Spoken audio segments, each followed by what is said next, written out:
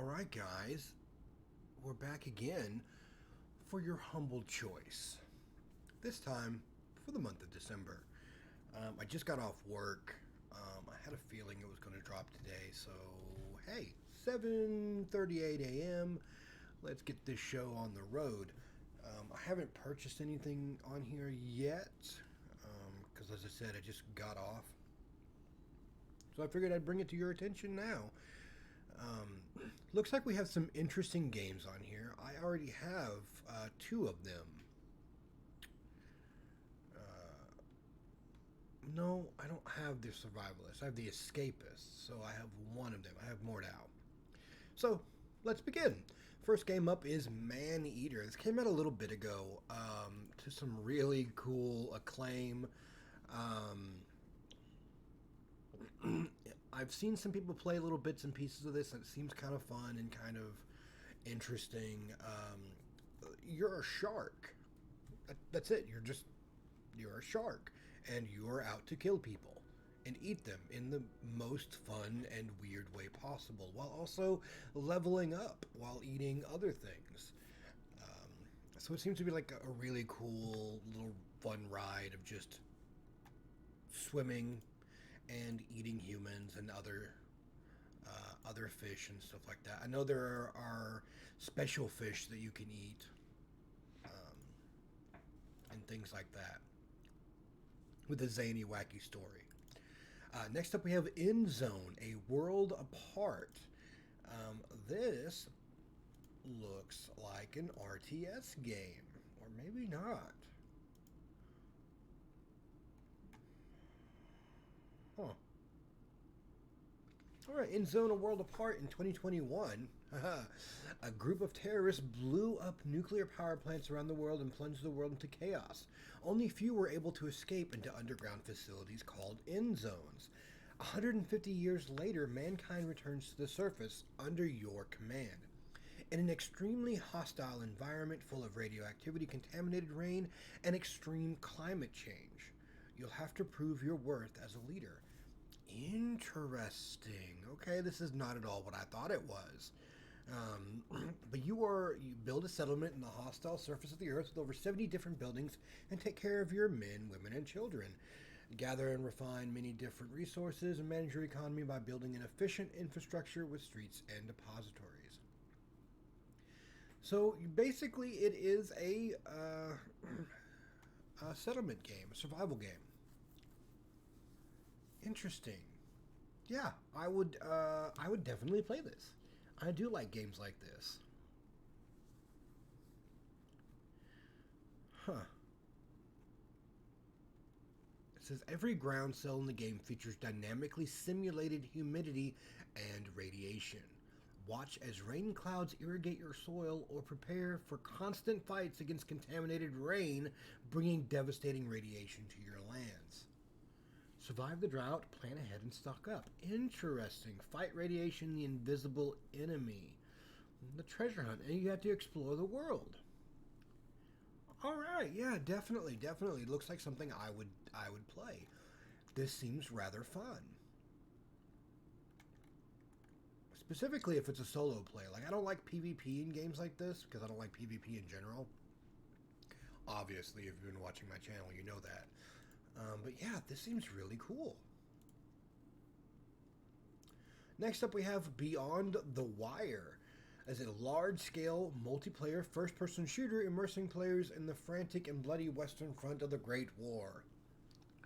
In battles with up to 100 real-world combatants, players will have to contend with large open maps and tight, claustrophobic trenches, utilizing period-appropriate guns and a more tactical close-quarters melee combat system. The action in Beyond the Wire is more comprehensive than anything seen in World War I game to date. Again, as I just said, I don't like PvP like that. Nor do I like a lot of things like this. So this is a game I probably won't play. It is massively multiplayer, and if you like that sort of game, this might be something you may be into. Next up, we have Partisans, 1941. I've never heard of this. But this is also something that's different than what it seems. A new approach to the stealth tactics genre. Partisans 1941 combines stealth, action, resource management, and base building elements. I, I have like a really love-hate relationship with stealth strategy games. Like, I don't know, like there are some really good like stealth tactics games out there, like Shogun: The Art of War, that's been out for a little while. Amazing game. Um, so difficult though, so difficult, and I don't know. But something like this might be interesting. It says take control of a group of partisans resisting the German occupation Eastern Front during World War II. Plan and initiate combat your way. Use tactical pause, study the environment, and choose the best position to set up an ambush. Build up your resistance camp hidden deep in the woods and find allies to join your cause. Form squads of unique partisans and undertake diverse missions to undermine enemy forces and infrastructure while securing resources to desperately needed to sustain the resistance. So it sounds interesting. Like I probably would play it. Storyline alone seems pretty cool, and it looks like there's a good um, leveling base building sequence. So I'd be down. I'd be down. The Survivalist. This game is made by the people who made The Escapists. The island's alive. Your newfound home will change with day-night cycles as you explore and uncover its secrets. Really, Brad. Secrets. Hunt or be hunted by animals for food and an array of mythical enemies. You aren't necessarily pleased to see you. Get quests from a mysterious stranger or find them washed up on the shore.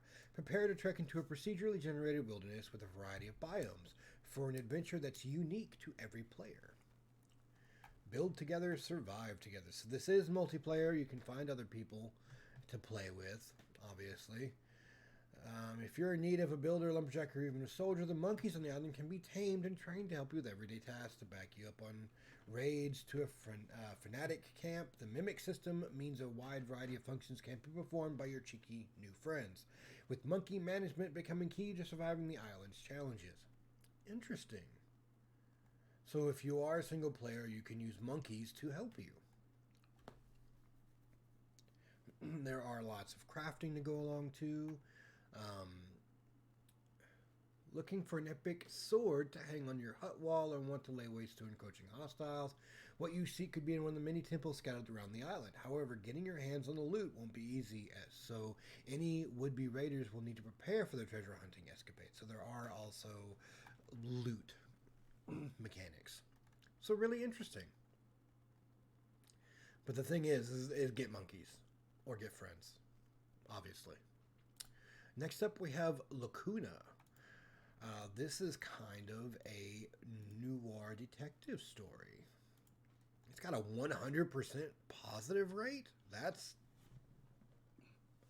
very odd. It says another cigarette tumbles into the abyss. The sun is slowly coming up, glistening in the sea of buildings below. I looked up at the stars one last time before they disappear. They don't provide any guidance. They don't give a fuck. I have to make this decision on my own, and very soon. Problem is, I don't know how. I've never been able to figure out why I do what I do. Not really. No more time to think. I have to go. So here's the deal. You are Neil Conrad, CDI agent. Awoken by the news of a murder, you rush into the case that will soon turn your life and the whole solar system upside down. Ask questions, collect evidence, and put the pieces together until the ugly truth reveals itself. Or not. So, the story branches and ends based on your actions. There's no going back. Sure, you can rush your way to the end if you don't mind paying the price. Play your cards right and you might make it out of live. So basically, it's another story-based game where your choices matter. No point including platform movement controls, WASD controller, no selecting of dialogue options, one by one anyway. Non-repeating conversation or choices. No inventory management and counterintuitive puzzles. Just straight story. No pixel hunting. Optional outlines on anything interactable. No grinds to a halt in every puzzle. Story can always be driven forward. No X. Well, remember this. Real choices and multiple endings. Nice. So that would be pretty interesting to play. I'd probably play that. 8 doors. This looks to be just your basic, side scroller, but really interesting visuals there. 8 Doors is a story-driven Metroidvania-style action platformer heavily influenced by Korean folktales. Play as Aurum, whatever, a brave girl that has voluntarily entered the realm of the afterlife in search for her father's soul and help guide her through the 8 doors of purgatory to solve the mysteries that lie deep within. Defeat wretched wraiths blocking your way and rescue fugitive souls who are in need of your guidance. Explore and navigate 8 different areas of purgatory and countless dangerous obstacles in your path. I do like the aesthetics a lot. It's very interesting. Use fluid combo attacks and timely dodges to go against more than 36 different types of specters and 21 deadly bosses with unique attack patterns. It says wield 7 types of weapons, master various skills, and take advantage of passive abilities. Interesting. So that seems really cool. I do like the hand-drawn animations and the unique visuals. Those are really cool. So it might be a play if you like these sorts of games. I may not even play this at all. I mean, of course, it's going to be in my library, so at some point in time, I may check it out. But unless it's actually wanted to be seen, I probably won't. We've got Greek, Memoirs of Azure. This looks to be another side-scrolling game. Is a side-scrolling single-player game with hand-drawn animations. You will take the role of 3 siblings, Greek, Adara, and Rydell, to guide them to the lands of Azure. Alternate control between them and use their unique abilities to escape from the Urlog invasion. So basically this game is very reminiscent of Trine. Trine. Game's very similar, it looks like, because you control 3 characters and you can switch on the fly between them and each have separate abilities and things like that. Next up we have Fling the Fish.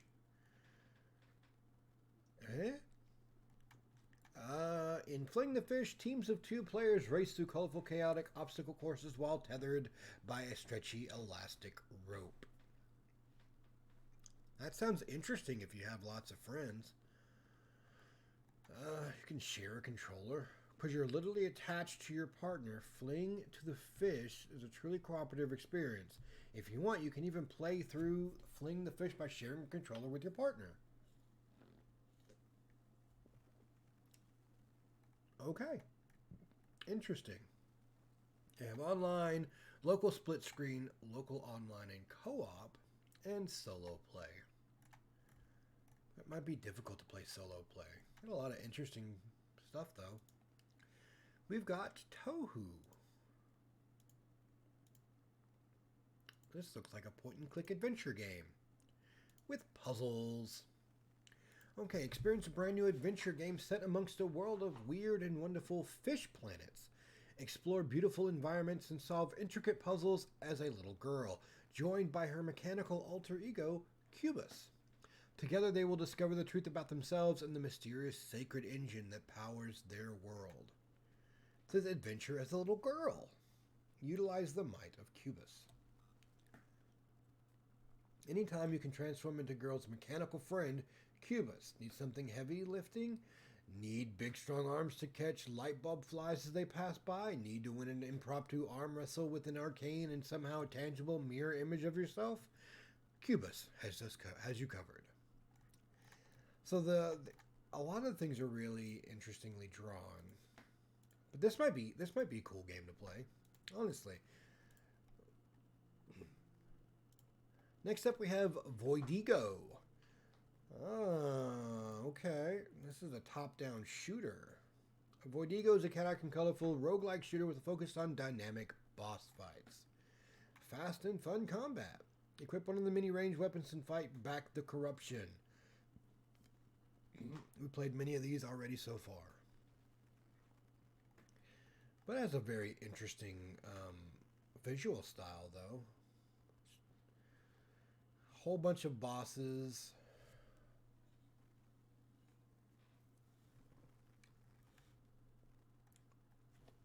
I like how you can get a sword as well as guns. But those are your games for December. Some really interesting games, some better than others, obviously. And so, I mean, hey, not bad. Not bad.